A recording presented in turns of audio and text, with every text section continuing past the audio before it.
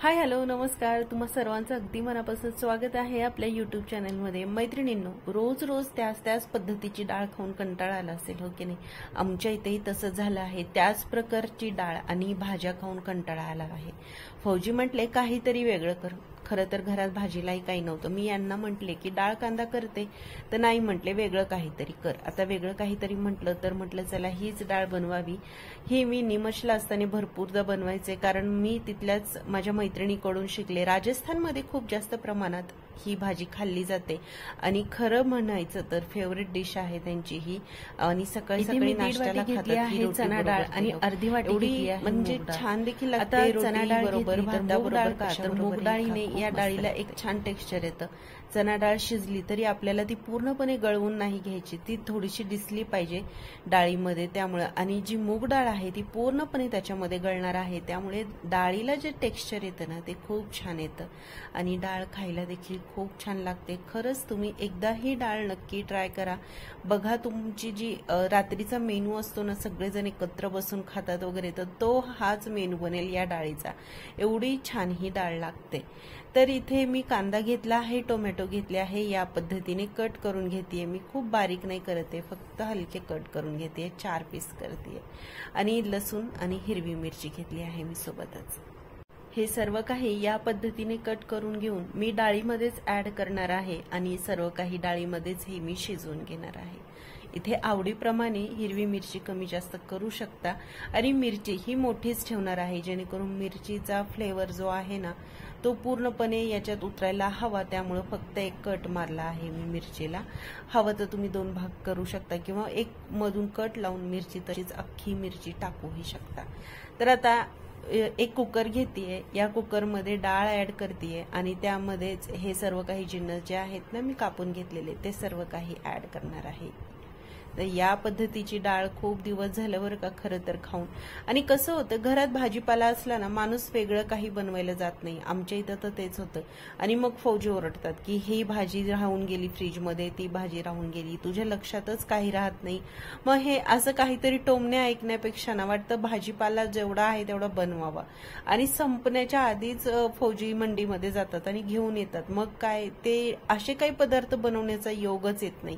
आज योग आला तर म्हटलं चला बनवावी। आता सर्व जिन्नस याच्यामध्ये मी टाकून घेतले। यामध्येच मी आता गरम मसाला ऍड करते थोडंसं, म्हणजे खडे मसाले। तर इथे तेच पत्ता घेतला आहे मी आणि सोबतच मोठी इलायची, जी मसाला इलायची असते ती, आणि लवंग घेतली आहे।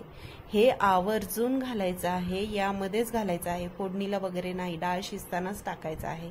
याने एवढा छान फ्लेवर येतो ना या डाळीला, शिजतानाच तो वास, शिट्टी होते ना ज्यावेळी त्यावेळीच वास येतो। आता यामध्येच मी हळद टाकली आहे, मीठ चवीनुसार आणि चवीपुरती हिंग एकदम थोडीशी। आता हे सर्व काही जिन्नस टाकल्यानंतर यामध्ये मी पाणी ऍड करतेय। आता पाणी किती टाकायचं, तर आपण जेवढी डाळ घेतली आहे त्याच्या 1.5 पट पाणी टाकायचं आहे याच्यामध्ये। आणि त्यानंतर याच्यामध्ये मी तूप टाकणार आहे। तर पाणी ऍड केलं। आता तूप याच्यासाठी की डाळ मऊ शिजली जाते आणि जी कुकरमधून बाहेर पडते बघा कधी कधी डाळ शिजताना, तर ते बाहेर पडणार नाही एवढ्यासाठीच। शिट्टी होताना कधी कधी पाणी वगैरे डाळीचं बाहेर पडतं, ते पडणार नाही म्हणून फक्त याच्यामध्ये मी तूप ऍड करते आणि फ्लेवर खूप छान येतो तुपामुळे। आता झाकण लावून घेतलं, गॅसवर ठेवून याच्यात 2 ते 3 शिट्ट्या मी काढून घेणार आहे। खूप जास्त शिट्ट्या नाही करायच्या। चणा डाळ आहे ती खूप जास्त गळून नाही घ्यायची। आपण पुरणासाठी ज्या पद्धतीने डाळ शिजवून घेतो अगदी त्याच पद्धतीने इथे शिजवून घ्यायची आहे। तर 2 ते 3 शिट्ट्या झाल्यानंतर मी गॅस बंद करणार आहे। डाळ मस्त शिजते आणि घरची डाळ आहे त्यामुळे शिजायलाही जास्त वेळ लागत नाही। शिट्ट्या झाल्या, कुकर थंड झाल्यानंतर डाळ पाहू शकताय मस्त शिजली आहे। आता या डाळीमध्ये जे टोमॅटो मी टाकलेत ना, त्या टोमॅटोची साल जी आहे ती मी काढून घेत आहे। तर ही साल विरघळतही नाही आणि ती तशीच राहते डाळीमध्ये, त्यामुळे ही मी काढून घेत आहे। तर मस्त शिजते डाळ या पद्धतीने शिजून घेतली तर। आणि आता या सालींबरोबरच मी याच्यामध्ये जी मोठी इलायची आणि तेजपान टाकलं आहे ते देखील काढून घेणार आहे। आता डाळ व्यवस्थित मॅश करून घेणार आहे, खूप जास्त मॅश नाही करायची।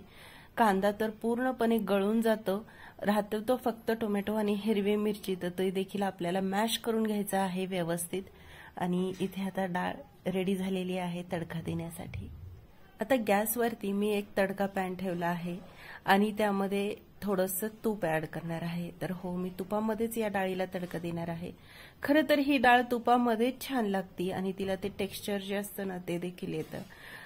राजस्थानला लोक तूप जास्त प्रमाणात खातात, मी पाहिलं। मला वाटतं आपल्या महाराष्ट्रीयनपेक्षा ते लोक जास्तच तूप खातात। आणि कशामध्येही तूप खायचे ते, मी माझी मैत्रीण होती ना तिथे, तर काहीही पदार्थ बनवले तर ते तुपातलेच असायचे। तर त्यामुळेच, आणि त्या गावाला गेल्या जर ना तर तूप घेऊन यायच्या, मला भरपूर असं तूपही घेऊन यायच्या त्या माझ्यासाठी देखील। तर खूप जास्त पदार्थ तुपातलेच खाल्ले जातात तिकडचे, आणि मला वाटतं त्यामुळेच त्यांची स्किन तशी असावी। तुपामुळे नॅचरल ग्लो येतो आपल्या स्किनवरती आणि कदाचित त्यामुळेच त्यांची स्किन तशी असावी। तर असो, तूप ऍड केलं, तूप छान गरम होते तोपर्यंत इथे मी 8 ते 10 लसण पाकळ्या घेतल्या आहेत, म्हणजे पूर्ण एक लसणाची गड्डी घेतली आणि आता त्याला बारीक चॉप करून घेत आहे। सोबतच मी कढीपत्ता देखील याच्यामध्ये ऍड केला आहे। लसूण एकदम बारीक करून घ्यायचा आहे इथे, आणि तूप गरम झालंय की त्याच्यामध्ये सर्व लसूण जो आहे तो टाकून द्यायचा आहे। अगदी काही मिनिटातच लसूण ब्राऊन रंगाचा होतो। सर्वात आधी लसूण जो आहे ना तो तडक्यामध्ये टाकायचा, म्हणजे त्याचा जो फ्लेवर आहे ना पूर्ण त्या तडक्यात उतरतो, म्हणजे आणि तो शिजलाही जातो। बाकी जिन्नस टाकले तर लसूण तेवढा शिजत नाही पटकन। त्यानंतर इथे मी साबूत लाल मिरची टाकली, कढीपत्ता ऍड केला, सोबतच याच्यामध्ये जिरे घातले आहेत थोडेसे, आणि हळद तर मी आधीच टाकली होती, पण इथं तडका देताना थोडीशी हळद आणि काश्मीरी लाल तिखटाचा इथे मी वापर करत आहे। तर जिरे हे आधीच घालायचे होते मला, पण ते राहून गेले, तर इथे मी नंतर टाकते। त्यामुळे सर्वात खाली आधी जिरे टाकले मी, त्यामुळे ते पटकन शिजले जातील किंवा ते छान फुलतील त्यामुळे। आणि इथे थोडीशी घेतली आहे हळद, घरगुती लाल तिखट, कारण हे थोडंसं स्पायसी असतं, आणि काश्मीरी लाल तिखट रंग छान यावा म्हणून। आता गॅसवरून काढल्यानंतरच याच्यामध्ये मी हळद आणि लाल तिखट वगैरे ऍड केली आहे, कारण हे पटकन जळतं। तूप खूप वेळ गरम राहतं, तुम्ही जर पाहिलं तर तेलापेक्षा जास्त वेळ तूप गरम राहतं, आणि त्यामुळे जे जिन्नस आहेत ते जळण्याची शक्यता असते।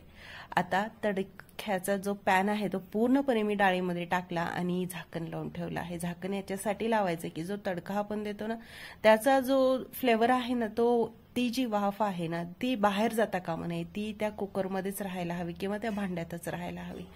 तो पूर्ण फ्लेवर जो आहे तो त्या पदार्थात उतरतो तडक्याचा। आणि 2 ते 3 मिनिटांनी मी झाकण काढलं, पाहू शकताय डाळ किती मस्त दिसते, अगदी टेम्पटिंग दिसते। या डाळीमध्ये मी गरजेनुसार पाणी वाढवलं आहे, आम्हाला जेवढी लागणार होती त्या पद्धतीने।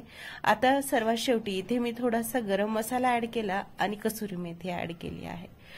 मग काय, भाजीच झाली ही एक प्रकारची। आता चवीनुसार मीठ ऍड करते याच्यामध्ये आणि थोडंसं शिजवून घेतेय या डाळीला, आणि मस्त अशी डाळ तयार झाली आहे। भाताबरोबर, भाकरीबरोबर किंवा चपाती रोटी कशाबरोबरही तुम्ही आरामात खाऊ शकता, आणि याची चव तर खूप छान लागते। एकदा तुम्ही नक्की ट्राय करून बघा, आणि आजचा व्हिडिओ किंवा आजची रेसिपी तुम्हाला कशी वाटली हे मला कमेंट करून नक्की सांगा। जर व्हिडिओ तुम्हाला आवडत असतील तर एक लाईक नक्की करा, कारण मी पाहते व्हिडिओ तुम्ही पाहता पण लाईक करत नाही। जर व्हिडिओ आवडत असतील तर एक लाईक नक्की करा, आणि नवीन व्हिडिओ पाहण्यासाठी चॅनलवर नवीन असाल तर चॅनलला सबस्क्राईब नक्की करा। भेटूयात अशा छानशा व्हिडिओ बरोबर, तोपर्यंत नमस्कार, take care and bye bye.